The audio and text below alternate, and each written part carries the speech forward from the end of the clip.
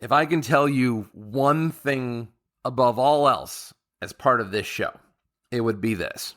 If you're unfamiliar, if you haven't done it before, join the community at The Shield online.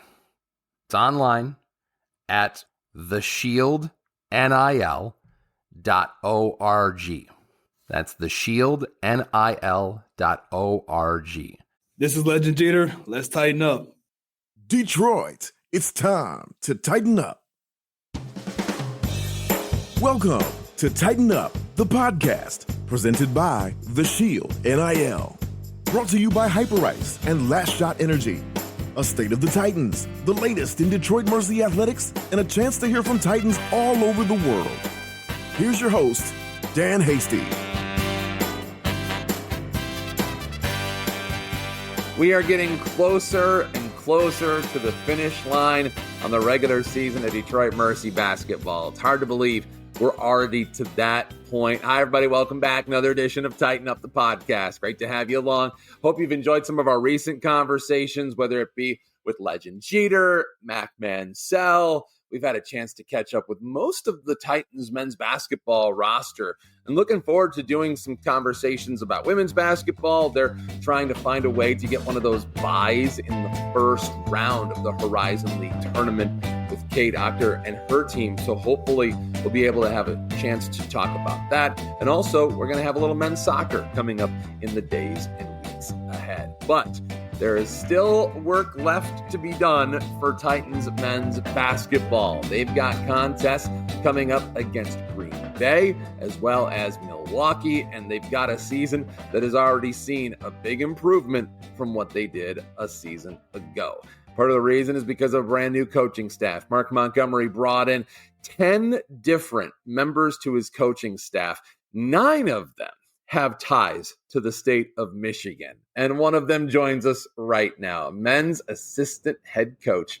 It is Mike Peck who joins us here as well. Mike, good to have you, and thanks for doing the podcast. You bet. Appreciate you having me. So what brought you back? I mean, I know that you obviously have a story that involves Michigan. You're one of those 9 people, so I imagine that had something to do with it. Yeah. Like they say, home is where the heart is. This is full circle for me, born and raised in Michigan, having, went to college and played my college ball in the state of Michigan, and the familiarity, was kind of neat to be able to be back and come back. And, Monty gave me that opportunity, and I'm forever grateful for it. So it's been really neat. I've been gone for probably 20 years, and, I'd always come back. Like I always say, I always visit at the right time of the year, usually in August, when I knew there wasn't going to be any of that white stuff on the ground, and the temperatures were going to be somewhat, livable. But getting to see people now, more than just once a year that I know, like I live a mile and a half from my college teammate. We usually spend one night a week sitting around, eating pizza or going grabbing a bite to eat and watching TV or something. So that has been very, very neat. And, as you move along farther in life, you value and cherish the relationships and the people more than anything. And getting to be able to spend time with those people is invaluable. And this is a tight-knit basketball community. I mean, the people that we see at Callahan Hall, we've been seeing them come back year after year after year. And I think one of the things that they like about watching this year's version of the Titans is that they seem to hustle. They seem to play with heart. Defense feels like an identity for them. And as somebody who's run defenses at many different stops, I know that's got to be a point of pride for you. Oh, absolutely. One of the first things I noticed when I used to say moving out west, I spent time in Las Vegas and in Texas. And, when you're gone for so long, your fiber and your DNA is what it is. And I've always, from a coaching standpoint, started with defense, and just toughness and grit, as they say, that's a non-negotiable.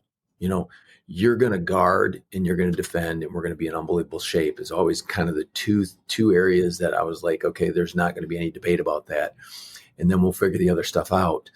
but, having been gone for so long and out West, players in regions are very different. In out West, like I described, I think there's, not to say they're more skilled, but they're skilled, but there's an element that was missing, that Midwest blue collar mindset. When I got back here and watched our guys, work out in the summer and stuff, the toughness was a different level. Just things that I was like, oh my gosh, number one, that would have been called a foul out there. And that kid would have been out for 3 days after that. Whereas these kids just get up, dust it off, and get back in and grit their teeth and battle each other. So it was refreshing because it was kind of like, okay, I knew I wasn't crazy, and that still exists, and that is important. And I do think that, a large percentage of basketball and coaching at this level is toughness. If your guys are tough, you got a chance night in and night out.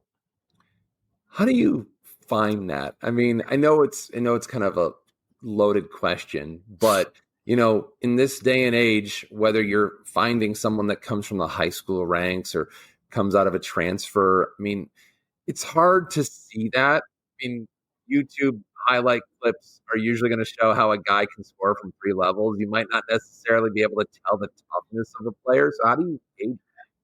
Yeah, I think one of the things that, we all know and that we all do in this, and especially in today's world of recruiting with the transfer portal and stuff. And one of the things that I learned with the Trailblazers is intel. Do your intel, get your information, exhaust all resources that that are connected to that individual. Find out, as much as you can. Again, for what's important to you and your staff and your culture. You know what I mean? What are the priorities?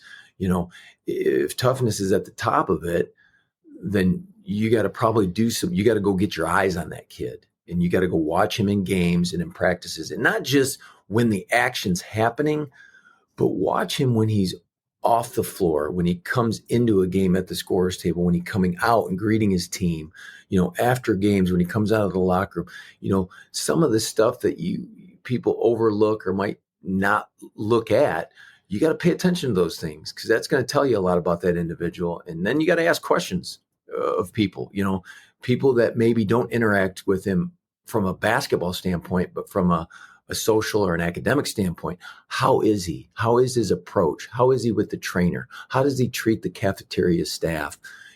How does he treat other students in the band, or students that don't play sport? Those are important things, because in the NBA, it's different, because they're investing a lot of money, and they want to know and need to know exactly what they are getting in terms of that individual. So, because one thing in the NBA, the locker room, in our level down too, I always say it every day, the locker room, your locker room better be on point and better be good. Otherwise, that can really impact your season.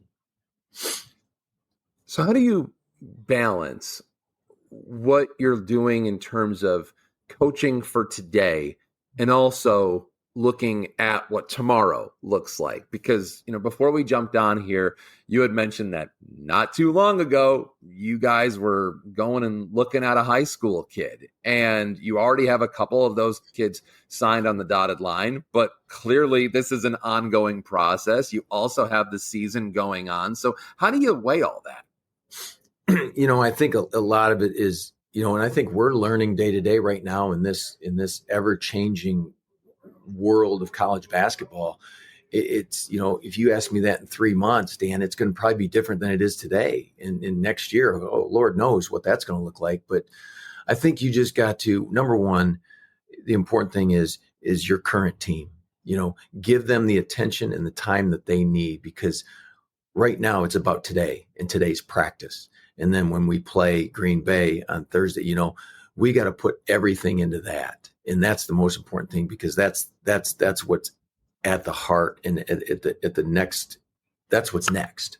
And then you're always, you got to, as they say, multitask, but you got to think about your future, and you got to kind of anticipate, hey, what are our needs? What, going through a season now and the team we have, and seeing the league and what teams have been and had success in this league, what, based on how we want to play, how we do play, how we will play. What do we need? And what are the pieces that best fit us here at Detroit Mercy? And then you got to go and say, okay, as a staff, hey, here's what I think we need. We do know we need talent. We need good character guys that have talent. But then we also know getting old and staying old in today's age is critical. You got to get some experience. You got to get guys that have played in college games, that have college minutes, that aren't going to be shell-shocked when they go into an opponent's gym in a hostile territory or a hostile arena. That's like, they've done that. It might have been at a different place or a different level, but it's not new to them. So that's a big deal. You don't want to go through that necessarily with a whole team that's going through it for the first time. That might be tough. I think the days of the Fab Five, that's what made them so special, and like, holy cow, what they did so unbelievably impressive. And that's why they did a 30 for 30.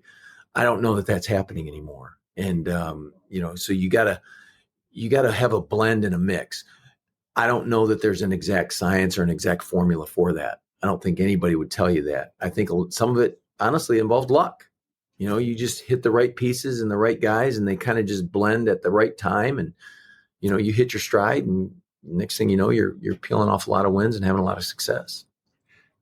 Most days, you guys have that blend. You guys have that mix of experience and young kids. But I do remember a game where you guys started 5 freshmen as well. So I know that you have the dynamic here this year where you do have to bring some kids along.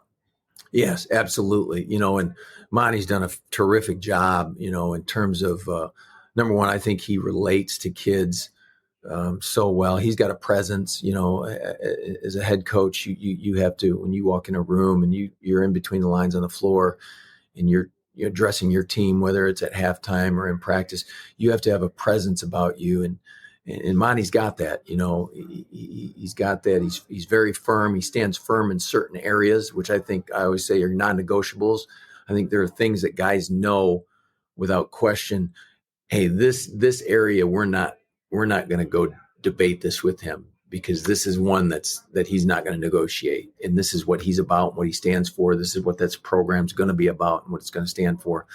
So I think that's important. And he's done a terrific job in that regard. And he's got some old school in him. I think Gen X, we're that Gen X era. And I think he's got a blend where he's got a young vibe to him where guys, can relate. And a lot of it, respect, credibility coming from playing at that level, playing professionally and coaching at that level with the success they had at Michigan State.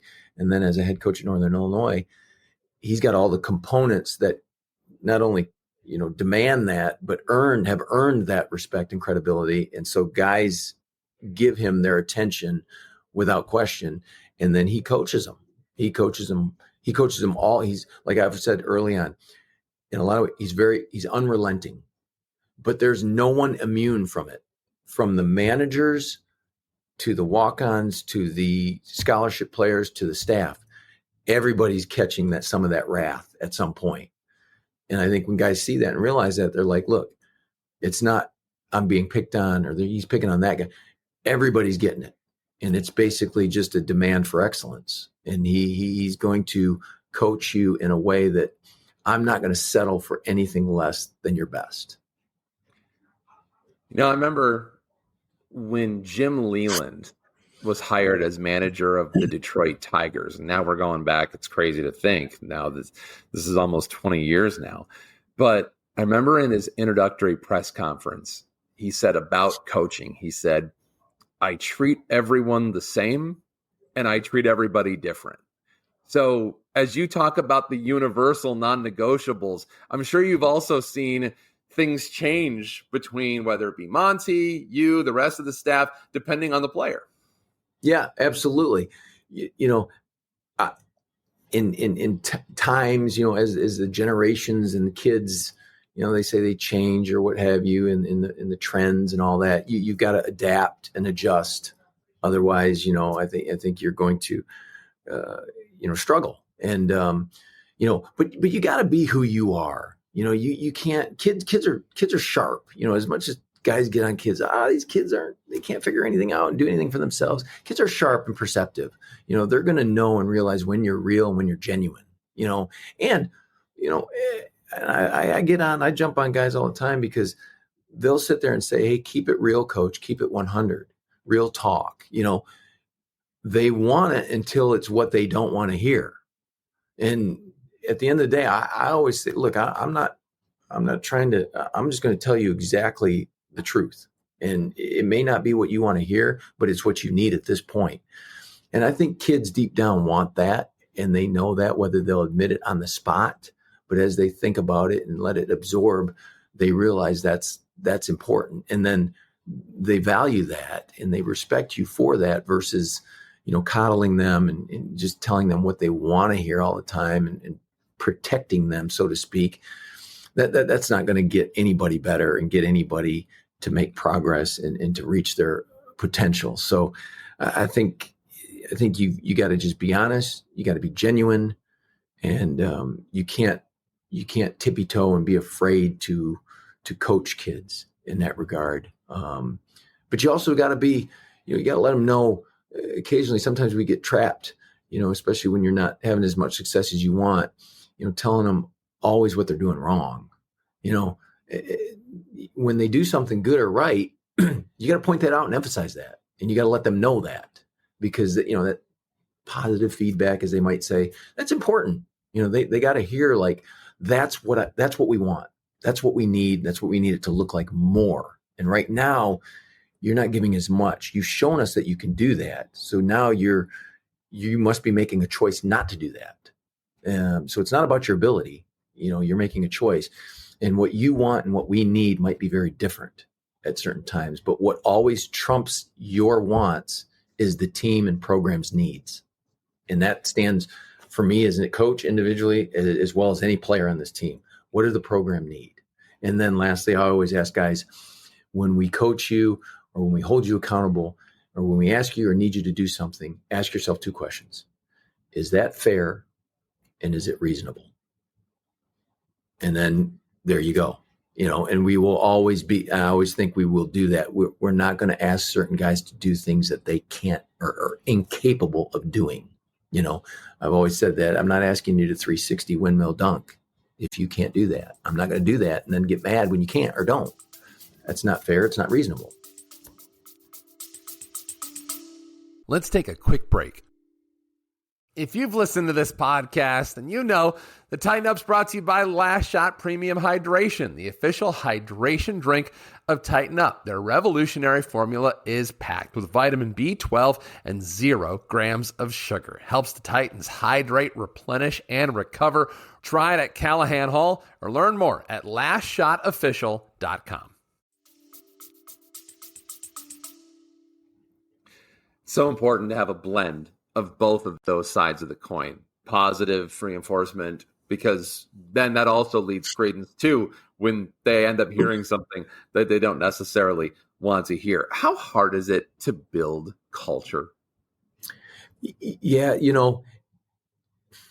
it's I'll tell you what, it's the hardest part probably is it's never, you can't ever, there's never an off day in building culture, because you have to constantly emphasize, reemphasize, and then you have to reinforce it. And like they always say, you get what you tolerate. And it's every day. And again, I always go back to your culture. What you have to, as a coach, you have to, and as a staff, figure out what's the most important thing to us. And as a head coach, what's the most important thing to me in terms of our program? I don't think, and this is just my opinion, I've always operated this way, I don't know that you can have a list of 10 to 15 things that are what we'd say are non-negotiables. Because then it's like, oh my God, the kids are like, that's every single thing. It's unattainable. It's not realistic. Right. But I think you can have 3, maybe 4 things that you stand for firmly. And every day, those things, you're reinforcing those, you're emphasizing those, and you're not tolerating anything that goes against those or doesn't work in the favor of those things. And then, but you can't ever take a day off. and you got to be firm in it, and you can't waver. Compromise is the first sign of destruction. Because I always say, we cannot compromise for anything or any one person in this program, and it's like when you move the line once, you're going to keep moving it. You know what I mean? And it might be hard. I had some hard decisions as a head coach where it's like, in terms of accountability and discipline and, holding kids out of games that might've been your best player or sitting a kid for a half, you got to do it. And you know what I've always found is things always work out well when you do that, because it's not so much sometimes getting the message to the one kid who you're holding accountable, but to the other 10 or 12 that are watching. And that's so important. Well, you certainly know something about building a culture. The former coach at Findlay Prep, winner of 3 ESPN national high school basketball championships. And just to look at some of the names that came through that program, which had the likes of guys who have played in Detroit, among many other places, but Avery Bradley, Corey Joseph, Christian Wood, Anthony Bennett, who was a number 1 overall pick, Tristan Thompson, who was a top 5 pick, Kelly Oubre, Dylan Brooks, PJ Washington, Bol, goes on and on. When you hear any of those names, does a story about one of them just quickly cross your mind? Yeah, absolutely. The 3 that I had on the same team, which is phenomenal, that went undefeated, was, Tristan Thompson's, Corey Joseph, and Avery Bradley. You basically had 3 first-round draft picks on the same high school team, and that's the year we went and beat Oak Hill in the championship game. And I always say, I'll never forget. I told when we got them in Vegas there, and in the fall, we had a van and we take them to the store so they could get some things to bring back to the house. We're making a store run tonight, so I got in the van, drove them, go up to Vons in Vegas is a store, grocery store. I said, hey, the van is leaving at 7 p.m. It was like 6:30. It's leaving at 7 p.m. So I sit around, wait. 7 p.m. comes around. Sure enough, they jump in the van. Corey and Tristan aren't in there. I said, Coach, I go, shut the door. What time is it? 7 p.m. Shut the door. We're going. So I took off. It was only a couple miles from the house where they lived. I took them, dropped them off, and pulled back the van and circled back. And circled back, and sure enough, those 2 were walking on the sidewalk toward the house. And I let them walk for probably a half a mile or so, and then I pulled over on the sidewalk and didn't even say anything. They opened the door, jumped in, not a word was said. They got in, drove back to the house, pulled up in the driveway, and they said, thanks, Coach. And I said, I just got one question for you. I had 2 questions, I'm sorry. I said, what time what did I tell you the van was leaving? 7 p.m. I said, second question, what makes your time more valuable than mine or anybody else's in this program? And they couldn't come up with an answer that was good, or they didn't know what to say. They were dumbfounded. Mm-hmm. And so they kind of just said, it's not. And I said, exactly. I go, I'll see you guys in the morning. Shut the door and went in. But, it was one of those things. It was like those, seriously, now, and I don't know, there are programs that probably still operate like that. And there's some terrific high school coaches that operate with a pretty firm hand. But you probably I think nowadays they're probably a little bit more scared and tentative to handle kids of that level like that, because you know what? Kids now will be like, screw that, I'm out of here. And they'll go somewhere else, and somewhere else will take them, and they'll be in a uniform playing in games. And I just never operated like that. So I always tell that story. I think it's a pretty neat little story. That's very cool. And I mean, the results reflect the work done. I mean, it was you, and it was a lot of people that made that happen. It really does take a village. So when you think back to that, I mean, what were some of the things that you're most proud of? Oh, I just think number one, which the school and those teachers, I always used to have a luncheon every fall, and we'd host a luncheon for the teachers and this administration. I always said, you guys are the most important part of all of this, because the basketball part, these kids are going to work, and because they love the sport, we're going to coach them hard and we're going to play games. But you're the key to the ignition, because without their diploma and without graduating high school, they're not going to go on and continue to pursue their dreams. They're not going to be able to go to college and accept that scholarship if they don't qualify. And I said, you guys are the most important part. So I think, getting those kids to graduate and qualify was one of the most proud things I had. We took Corey Joseph, who was a very substandard student coming from Canada. And then I just felt it after conversations with him and his mom. I think he was just a product of the environment, and, got caught in the numbers, and coming to Findlay, with class sizes of maybe 7 or 8 kids, he was going to get the one-on-one attention he needed.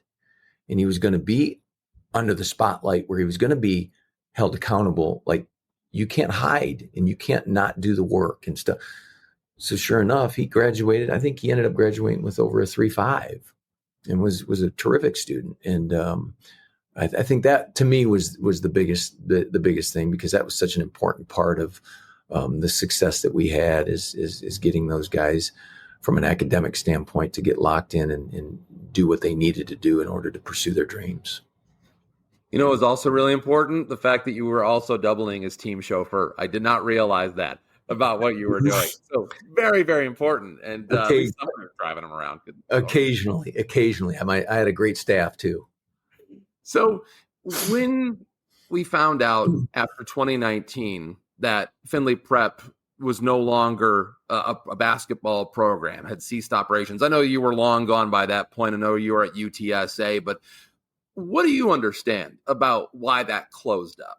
Yeah, I still keep in touch with Mr. Cliff Findlay and his son Robbie, who now is the general manager of the Toyota dealership there, who, in the later years of Findlay, they're kind of, I guess, took on more of a role of overseeing that program in terms of the day-to-day. Robbie's younger. He's got some young kids, and Robbie has Robbie, was the inspiration, so to speak, behind Mr. Findlay wanting to do the whole Findlay Prep thing, because Robbie played at MCI for Max Good. And what that did for Robbie, and what some of Robbie's teammates, like Karan Butler, Cliff saw that firsthand and was like, oh my God, this changed lives. And he's like, yeah, if we can do that and model that, that'd be awesome. So Robbie was sort of the inspiration behind that. And so I kept in touch with those guys, and I kind of knew it was coming. Robbie had given me a heads up. And so my first call was, I wanted to, out of respect for our former players, especially kind of like, Avery, Corey Tristan, and, Nigel Williams-Goss, I reached out to those guys personally and said, hey, heads up, guys, don't say anything, don't put anything out there, but just so you know, here's what's coming down the pike. And immediately Avery, first thing he said, Coach, what do we have to do? He didn't want it to happen. What do we have to do? We'll do it. We'll rally and do what we need to do. And I said, Avery, I don't know that it's about that anymore. I just think Mr. Findlay feels it's time to kind of, move on from it. He just, didn't feel the investment was where he needed or wanted to be anymore. And it was work. Running that program was, people like think on the outside, oh yeah, it's not running itself. There's a lot involved in that, and there's a lot of people that do a lot of things behind the scenes to keep that thing going. And I think he was just at a point where he's like, we had a great run, and it's probably time to move on. So that was that. You did, and as you moved on, you did that after winning 3 championships, and you ended up going to the NBA ranks. And I was interested because we got a chance to talk about before this, and one of the things that I'm learning is that these things tend to happen quickly. So what happened as you got your opportunity to go up to the NBA ranks? So it was in Vegas. Everything kind of runs through Vegas from a basketball standpoint now, which is really neat. You got the summer league, you get the Olympic stuff. You can always get, year round be in seeing and being involved in something with basketball. So I'd always go to the summer league because, I want to go support some of our former players that were playing in the summer league. So I was watching a game I'll never forget. And, there was a guy in the front office with the Trailblazers that would call me in the spring, basically for intel on guys that were coming in the draft, either guys that we had or guys that we had played against, at Oak Hill and Montverde and those places, and I'd worked a lot of the LeBron James Skills Academies and the NBA Top 100 camp. So I was around those kids and coaching those kids. So he would get his intel each spring. And this one particular spring, and my last spring, he kind of said, "Yeah, you're going to be around for summer league?" I said, "Yeah, I'll be around. I'll catch some games." He goes, "Okay, so I'll reach out when we get down there." I said, "Okay." So I was at a game in Thomas and Mack watching Jorge Gutierrez, who was playing, and I get the text, and he texts me. He says, "Hey, coach, you around?" I said, "Yeah, I'm in Thomas Mack." He goes, "Okay, where are you sitting?" So I told him. Long story short, he came over and sat down, and we just started talking, small talk. And then he started kind of asking me some questions that were like,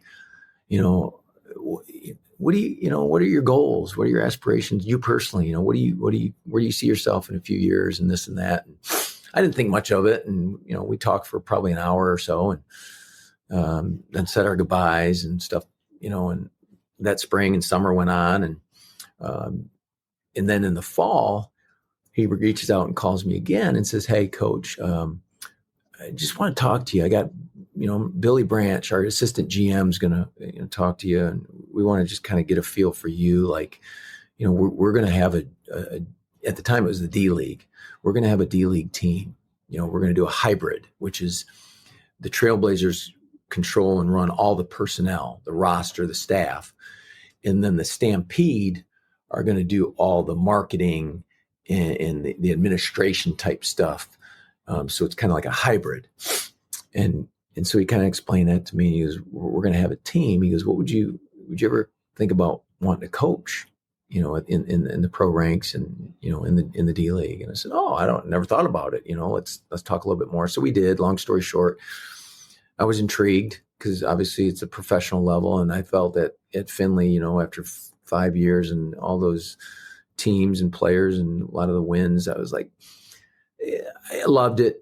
And, winning never gets old, but you're kind of like, okay, what's next? What's that next step? What's that next challenge? And for a guy like me that didn't play in the pros, had never coached in the pros, don't have family in the pros, opportunities like this aren't going to come up. And so I was like, yeah, I'm curious. Let's talk. So long story short, he goes, "Well, we're going to, have you talk to Neil, the general manager. And, after that, we want to get you on a Skype interview." And I'm like, "Cool." So he's like, "A Skype interview, 9 a.m. tomorrow." I'm like, "Okay."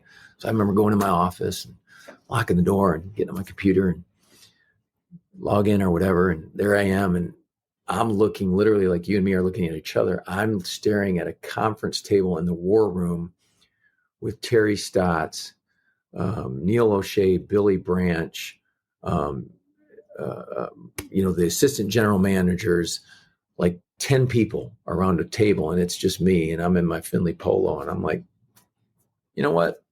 Here we go. So they proceed with the interview, and I remember Billy the night before tried to kind of prep me or wanted to give me some questions that they might ask. And, at that point, I always say the basketball questions are kind of like, they're probably not going to ask any of those because they know and they've seen your work or they've seen what you've done. They feel the stage that you're at, that stuff you'll pick up on or you already have a grasp of.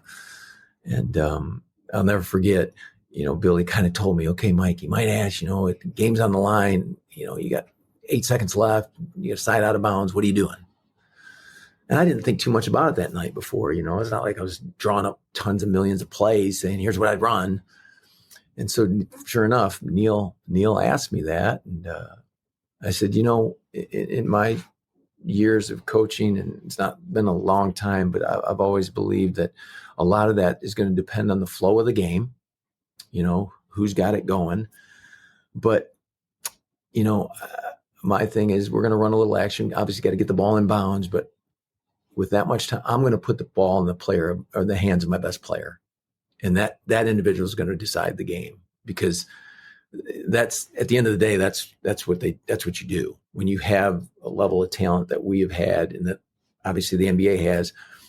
It's no secret who's, LeBron's going to get the ball. It's going to be in his hands. If he's 0 for 12, it doesn't matter. The ball's in his hands. Him and Kobe and Michael and those guys, those are closers. Those are the guys that got you where you are. You're going to trust and believe in them, and they're probably going to deliver more times than not. So that was kind of my response. And, the feedback I got was Neil loved it, because the interviews that they had done in the past, guys were on the whiteboard drawing stuff up. Oh, I'm going to do this, run this. And Neil kind of didn't, he wasn't feeling that, but he kind of liked that response, and he liked how the interview went. And sure enough, a few hours after the interview, he calls me back and offers me the job. He says, I need to know pretty quick, though. Neil's kind of a New York guy, so he's kind of got, some people might say brash. I always appreciate it because it's very open and honest and very to the point. And pretty quick. I said, no worries. You will know by tomorrow morning. And by 7:00 that night, he knew, and it was done. You actually, before all of this, you had actually gone into the work world very briefly, but you figured out that basketball was your calling, and it didn't take very long. Yeah, it was less than 2 years, and I had a business. I was going in a coat and tie every day, and I didn't mind that. I like dressing up sometimes, but I was like, you just, you go in and you're like, you're putting this time in for what? Does it, do you want to leave your legacy in this? And to me, it was like, it doesn't matter what title you give me or what you pay me. This doesn't, it's not fulfilling. It's not feeding my passion. And I was like, I cannot do this. I just can't. And so sure enough, I said, I know I'm not going to play. I was a 6'1" white kid that couldn't guard a soul. I could shoot a little bit, but my playing days were behind me. So I said, I'm going to coach. I'm going to try coaching. So made a few phone calls, jumped back in, said, well, and at that time it was still kind of, here's the tradition. Here's the path for coaching. Get your master's, be like a GA. And then from there, you kind of just take the steps. And that's what I did. I went and got my master's and worked at Saginaw Valley State, and bounced back to Northwood, my alma mater, bounced back to Saginaw Valley State. And I always think that level was, a lot of guys, want to get in the Division I level like players, but I still talk to my coach, Dean Lockwood, who's on the women's side at Michigan State. And he's been he's more than a friend, a mentor. He's like family. And, we talk every few weeks to this day. And, I always say when everything big comes up in my life, there's 2 calls I make. I'm smart enough to know I've been married for 29 years. I'm smart enough to know my first call needs to be my wife. And the second call is Dean. So, I always liken my time with him at the Division II level as a Ivy League education to someone that wants to pursue a job in the business world. Because you're wearing so many hats, you got to do it all. And that workman type mentality where, you're scouting, you're recruiting, I'm doing the director of operations job, booking hotels when we travel, the bus, all that stuff, camps, it's just like, I look back now and I say, how on earth did I do that? When did I sleep? And it's like, you're young, so you're kind of burning it, and turning and burning every day, every week. And I loved it. I learned a lot, and wouldn't trade that time or experience for anything. Before we jumped on, we were talking about the coaching life. And I am curious because you've been at the college ranks, the high school ranks, the NBA ranks. So what do you like about the college coaching life? Again, I think like anybody in life, and as you get older, you see this with people, and I think even kids, people like familiarity. They like and they get comfortable with what they're familiar with. That's what I'm familiar with. That's what I've been around the longest. That's what I know, and it's easy to, do something and speak of something and pursue something that you have a familiarity with. So I think that's one of the things I go, and but also it's like, I feel I do. It's not like it used to be, but there's still some of, like, you have an impact. You can have an impact on guys at this level, at this age in their lives. You in the NBA, the thing that was interesting is, you just sometimes felt like you're like, there were times when I was with the Portland Trailblazers in training camp in October where I felt like if I'm not here, everything's still going and happening. I felt like you're not making an impact. And that's sometimes hard. That's a shot to, your ego and to your pursuit of your passion. And, I think at the pro level, there's an element that you can get caught up feeling like that. Like, these guys are making so much money and they're pros. They know what to do. What impact am I really making? And not to say that you're not, but sometimes you can feel like you're not. Where at the college level, it's like you're talking to guys and you're helping them, and especially having spent time at the NBA level, I feel like I have things that I can give to those guys and tell those guys that they may not know or realize. Like, hey guys, let me just tell you something. If you're trying to get to that route and maybe get in the G League and then hopefully maybe get on a roster at some point, let me tell you about some of the things that you need. Not even basketball. Let's talk about, your life outside of basketball and how you approach your academics, how you deal with your teammates and stuff. Because let me tell you, this is the reality of the NBA. They're investing a lot of money in individual. You need to have your ship in order. And, I think that's something that I can give to those guys, having been there and coach certain players and be upfront and honest with them. Like, hey, look, I think this is your path versus this. I don't think the NBA is necessarily, I don't see it for you, but going overseas, that is a legitimate, you can have a unbelievable career, make a lot of money and have a great life. Mm-hmm. And here's how you can do it, or here's how you should pursue that in your day to day. So I just feel like, I have more of an impact at this level with this demographic.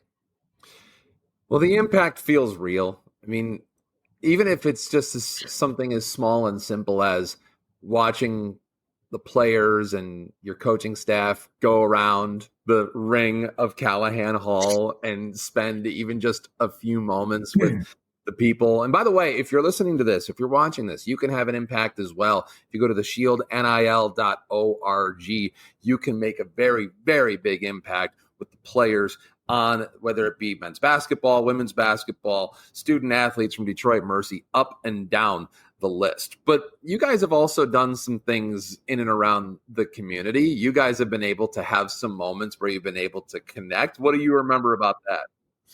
Oh, I just, look, we're not, as much as we maybe have turned this around from a 1-win program to now at 8, it's not, as coaches, we're always we're trying to win every game. And although we acknowledge and recognize and are proud of our guys for that, improvement, it's not where we want to be. And it's not where we're going to be. It's not where we expect to be. But just when we come to games and here in Callahan and you see the turnout, and again, Callahan's a big arena. It's a wonderful arena with rich history and tradition. And it's not like it's at capacity, but the crowds that we're getting with the season that we're having, again, it's been a positive turn. But let's face it, we've lost more than we won. And people are still coming to games and they're into the games. Like, you can feel and hear the crowd. And that's a credit to our guys because we are in games. Aside from the game that was at IU Indy, there are stretches of every game we've played in our conference that we are in. One or more shots goes in, or a loose ball or something. We could be on the other end of it. And so I just think the community is so more than ready to embrace Detroit's college team. And it's exciting to know that, hey, we're going to get there. We really know we are. And when that comes, how fun is that going to be when Callahan's even more full and more loud than it is or has been this season? It's kind of scary to think that we're on the cusp of that moving forward. And I tell you, our staff and our players, I know for myself, I can't wait. I am excited, and this offseason is going to be, my palms are going to sweat, and I'm going to be licking my chops waiting for November to get here. And to that end, I mean, you've already inked a couple of players that are committed to come here. There's hope that there are more in the pipeline beyond that. And then, of course, there's the game that is the transfer portal. So, I mean, what do you look forward to most now that you have some semblance of a vision of what next year looks like? I just think, obviously more time to recruit. When Coach Monty got the job, it's always late. So you're always having to navigate recruiting. And I mean, I went through it at UTSA before our last year. We replaced 12 guys, 12 bodies. And that process is exhausting. And it was 2 of us on staff. We had some guys that had moved on staff, and it was only 2 of us full-time assistants that did all of it. And you're trying to get intel to make sure you get good character guys, but they're talented enough. And then when I say you have to do it all, you got to schedule the visit, you got to organize the travel, the hotels, create the itinerary. And when you're dropping a kid off and his folks at the airport on Wednesday afternoon, the next one's coming in. And then when you drop them off on Friday evening, the next one's coming in. From April to August, it didn't end. And that's the world we live in. And, Coach Monty and Stone and Chap and everybody, Coach Mack that was here prior to me, when I got here in May, they had done that for the majority of April. And they, 8 or 9 new guys, that's a lot. That's a hard, you're on that hamster wheel, and you never stop pedaling, and you're just trying to catch your breath and stay up with it. And, I think having more time helps. Signing those kids out of high school that we did early gave us a head start. So instead of now, and who knows, how many more spots we're going to have to fill. But, replacing the guys that we know, the spots that we knew we were going to have with the guys that we signed early, you're way ahead of where they were last year. So now you can be and take more time to gather as much intel and research and get on the backgrounds of the guys that you want to pursue in the portal to make sure you're getting the right fit and the right pieces with the existing players and roster and with guys that you're looking at bringing in new.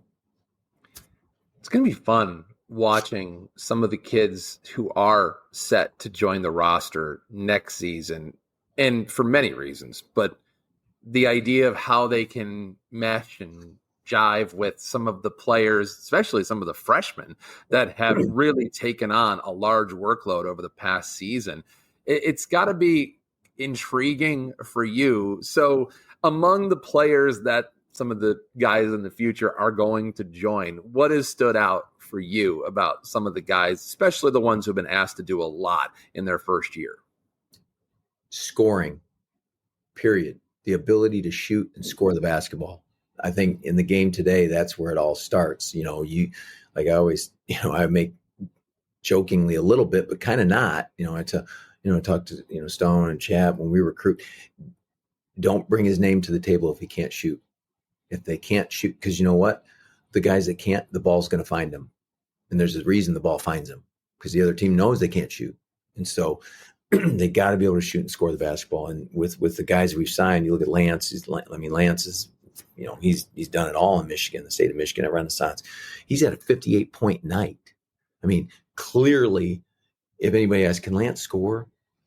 I mean, that's not even a question. You can't ask that question. What's your next question is the thing. He can. Keyshawn played it. I mean, Keyshawn's coming out of a program like Finley and OTE what he's going against every day in terms of practice and the games and their comp, you know how much better he is than he was a year or 8 months ago? Oh my gosh, it's off the charts. He's going to be phenomenal. And with his length and his prowess in terms of, court presence, he's going to be great. Young man we got from Lima, I mean, he had a 40-point night this year. I mean, scoring is one thing that we knew and we prioritized and we'll continue to prioritize because, let's face it, we've had some droughts this year in games where we've had possessions where we've gone, I always call them empty possessions. There have been games where I've said, hey, we have 12 empty possessions. And when you go, literally, think about that. You have the ball 12 different times and you have come up empty offensively where you don't score. I don't care how good your defense is. If they scored on 3 of them, you're down 6 or 9-0 in that 12 possessions. So scoring is huge. We know we had to address that. We did. We'll continue to address that and, get guys that can like they always say, put the brown thing in the round thing. That's the object. Well, one of the guys who's done that a whole lot for you this year is Nate Johnson. Just won his second Freshman of the Week award. What's interesting about him is, if memory serves, he also won the very first Freshman of the Week award in the league. And look, I know that it's the same award now as it was then, but to win the first one, I don't know if they're all necessarily created equal. To win the first one feels really, really hard because that's non-conference. That's your first exposure to college basketball. So this one, it's great to see him get it again. But the fact that he got it at the very beginning of the season, I think tells you a lot. Absolutely. Very proud of Nate. Nate's a guy that he's an everyday guy. He shows up, and in terms of his competitiveness, he's a fiery guy when he gets in the heat of the battle, which is what I've always appreciated as a coach. And what you love is, you want guys that want to compete and that kind of sometimes will lose and get immersed in that and lose themselves in that. And he does that. And then from an effort standpoint, as a freshman, usually freshmen will hit a wall that they never get past it. So it's once they hit that wall, like usually it's, in my experience in college, it's been some point in January and they never get past it. And then you just got to wait till that next season. And Nate hasn't hit that wall because every day in practice, boy, he's bringing the effort component of it. And that's very impressive because let's face it, the season is long, and especially the minutes that he's played. We're not talking about just the physical aspect, but also the mental aspect of it. It's been impressive and very happy and proud of what he's done day in and day out. And I think really he's got a chance to be a terrific player. And I think the best is yet to be with him. We had Lance Stone on the show, him and his dad, Lamonte, one of the guys on staff with you, another one of the assistant coaches. And I asked Lance, I said, can a freshman be a leader on a team? And he said, absolutely he can. And, I think about what you just said when it revolves around Nate, and it feels like you could probably say the same thing about some of the other freshmen as well, but their abilities are one thing, but who they are and their work ethic also can show that you probably can say, okay, I know going into next season that I can rely on him, not just for my sake, but maybe to teach some of the other guys as well. Yes. I think those guys got thrown in right away, and they didn't have a choice. They had to grow up fast. You know what I mean? It's like they were thrown into the fire, and it's like, guys, it is what it is.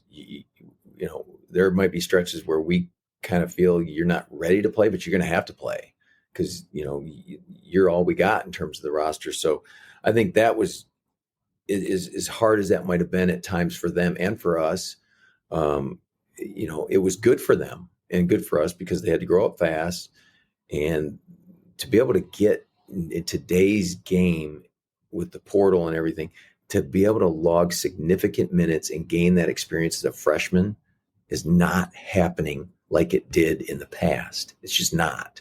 So I think that really benefited them. The other thing I'll say that people don't realize, I think with our freshmen that I kind of noticed early on is And this is a big part, especially in today's world and the generation that sometimes lacks, is we have guys that have supreme confidence.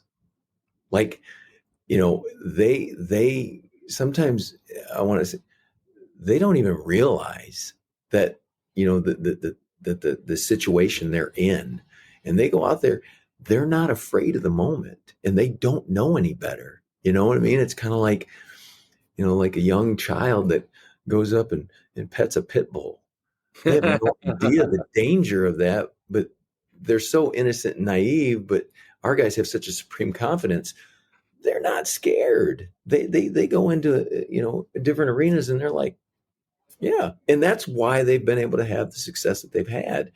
And you've seen a lot of freshmen that get a little stage fright and shell shocked, and as we sometimes term it, pee down their leg, and they aren't ready for that moment. But our guys they haven't been that, and that's huge, because if you can't, as a coach, as a person, as a parent, or whatever. I've heard this from, Steve Henson, my former boss and a great friend of mine. I can't give you confidence. I can't say, hey, Nate, here's confidence, or have confidence. That has to come from within. Now, how do you gain that? Your preparation, the work you put in, all that stuff. But nobody can give you confidence. That has to come from you. And to our guys' credit, I term it, they have supreme confidence. And sometimes I always say, I don't think they know any better, but it's why they've had the success they've had individually, and has helped us this year turn it. Sometimes you don't know you're petting the pit bull. Ignorance is bliss, right? Amen. So rest of the way, I know time's running thin in the season, and I really appreciate you taking the time to do this today. It means a lot to us. It means a lot to our show, and to you and the entire coaching staff to have been so helpful throughout the course of this year. What are some of your goals with the time that you guys have left?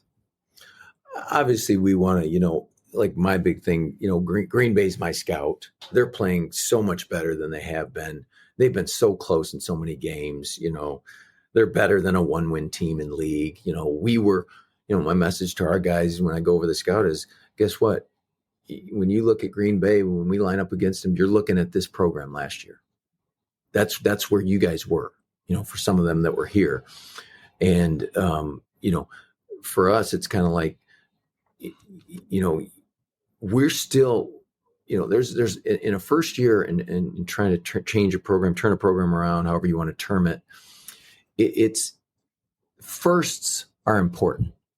When we went down and beat Ball State, I think that was our first road win in a long time.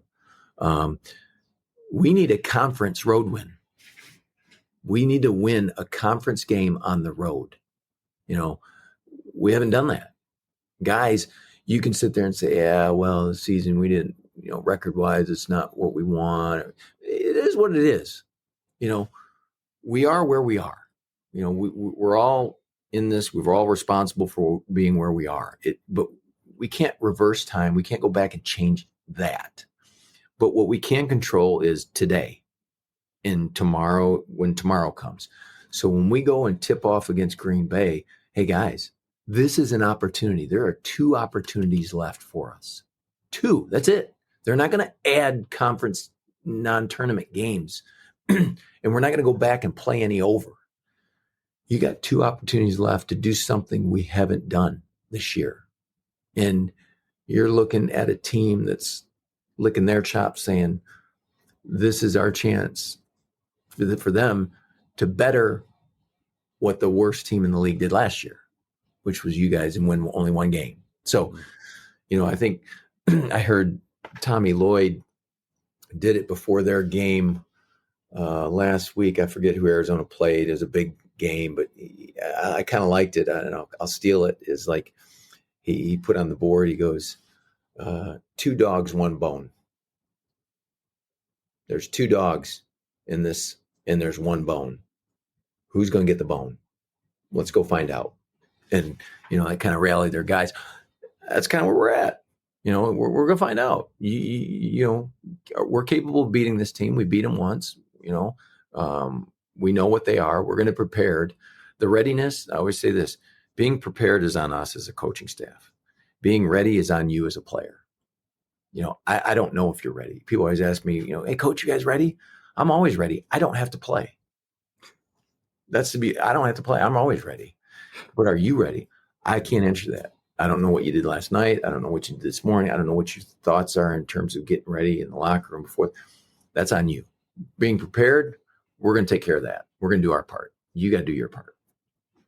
And all you can do is hope that they have the confidence because they're prepared just the same way that you guys are. Well, Mike, this has been phenomenal. And I cannot tell you how enlightening it's been and so entertaining.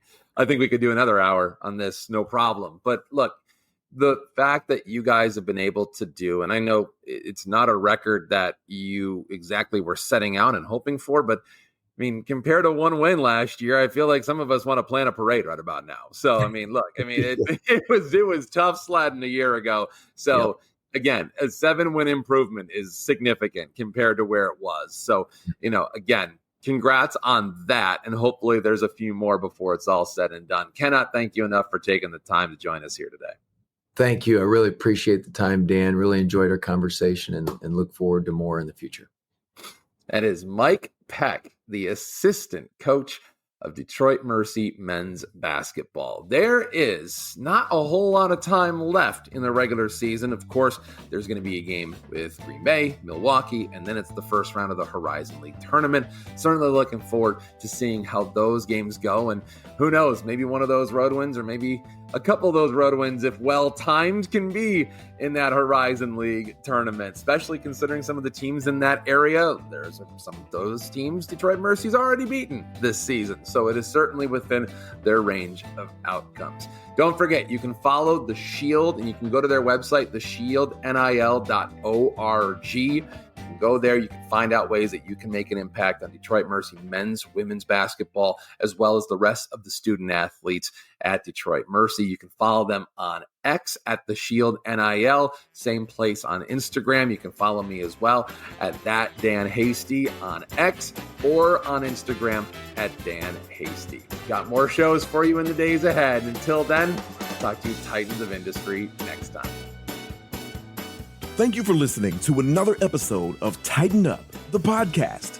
Join our community at The Shield on theshieldnil.org and follow us on X and Instagram at The Shield NIL.